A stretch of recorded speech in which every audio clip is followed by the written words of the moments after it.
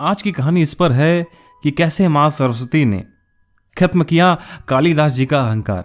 महाकवि कालिदास जी के कंठ में साक्षात सरस्वती का वास था। शास्त्रार्थ में उन्हें कोई पराजित नहीं कर सकता था। अपार यश, प्रतिष्ठा और सम्मान पाकर एक बार कालिदास जी को अपने विद्वता का घमंड हो गया। उन्हें लगा कि उन्होंने विश्व का सारा ज्ञान प्राप्त कर लिया है और अब सीखने को कुछ भी बाकी नहीं बचा। उनसे बड़ा ज्ञानी संसार में कोई दूसरा है ही नहीं। एक बार पड़ोसी राज्य में शास्त्रार्थ का निमंत्रण पाकर कालिदास जी विक्रमादित्य से अनुमति लेकर अपने घोड़े पर रवाना हुए। गर्मी का मौसम था। धूप काफी तेज और लगातार यात्रा से कालिदास जी को प्यास लग गई। थोड़ी तलाश करने पर उन्हें एक टूटी झोपड़ी दिखाई दी। पानी की आशा में वह उस ओर बढ़ चले। झोपड़ी के सामने एक कुआं भी था। कालिदास ने सोचा कि कोई झोपड़ी में हो तो उनसे पानी देने का अनुरोध किया जाए। उसी समय झोपड़ी से एक छोटी बच्ची मटका लेकर निकली। बच्ची ने कुएं से पानी भरा और वहां से जाने लगी। कालिदास जी उनके पास आकर बोले, बालिके, बहुत प्यास लगी है, जरा पानी पिला दे। बच्ची ने पूछा, आप कौन हैं? मैं आपको जानती भी नहीं, पहले अपना परिचय दीजिए। कालिदास को लगा कि मुझे कौन नहीं जानता भला, मुझे परिचय देने की क्या आवश्यकता। फिर भी प्यास से बेहाल थे तो बोले, बालिके, अभी तुम छोटी हो इसलिए मुझे नहीं जानती। घर में कोई बड़ा हो तो उसे भेजो, वह मुझे देखते ही पहचान लेंगे। मेरा बहुत नाम और सम्मान है दूर दूर तक। मैं बहुत विद्वान व्यक्ति हूं।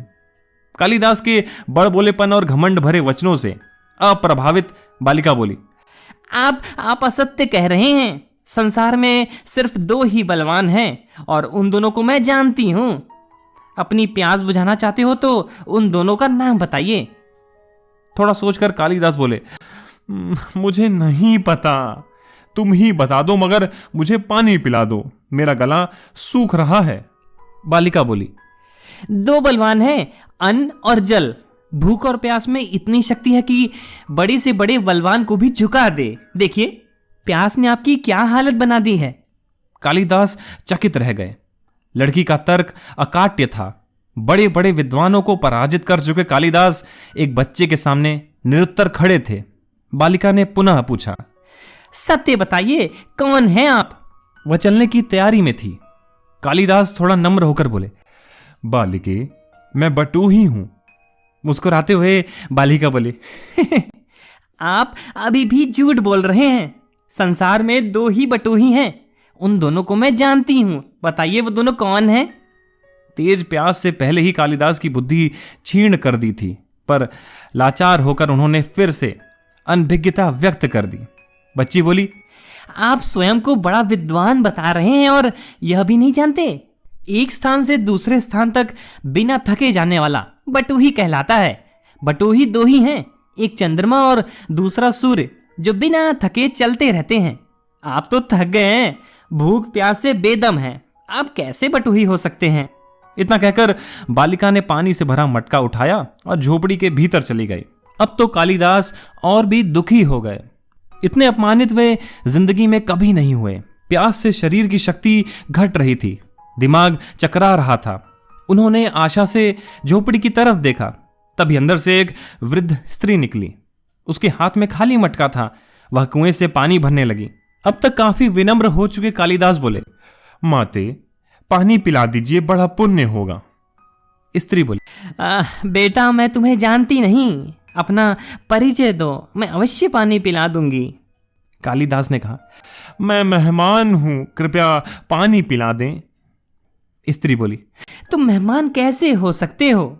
संसार में 2 ही मेहमान हैं, पहला धन और दूसरा यौवन। इन्हें जाने में समय नहीं लगता। सत्य बताओ, कौन हो तुम? अब तक के सारे तर्क से पराजित हताश कालिदास बोले, मैं सहनशील हूं, अब आप पानी पिला दें।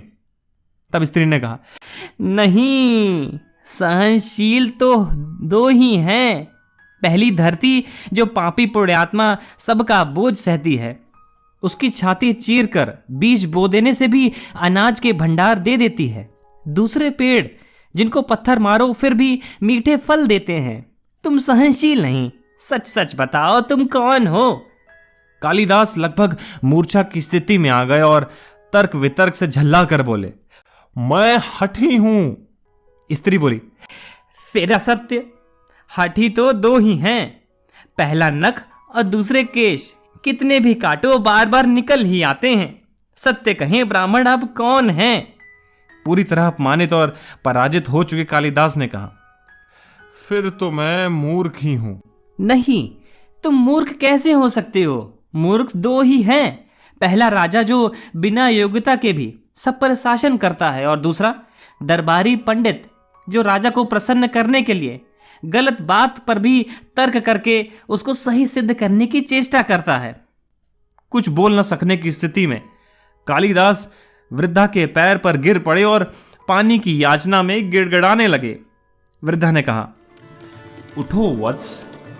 आवाज सुनकर कालिदास ने ऊपर देखा तो साक्षात माता सरस्वती वहां खड़ी थी। कालिदास पुनः नतमस्तक हो गए। माता ने कहा, शिक्षा से ज्ञान आता है, ना कि अहंकार। तूने शिक्षा के बल पर प्राप्त मान और प्रतिष्ठा को ही अपनी उपलब्धि मान लिया और अहंकार कर बैठे, और इसीलिए मुझे तुम्हारे चक्षु खोलने के लिए यह स्वांग करना पड़ा। कालिदास को अपनी गलती समझ में आ गई और भरपेट पानी पीकर वे आगे चल पड़े।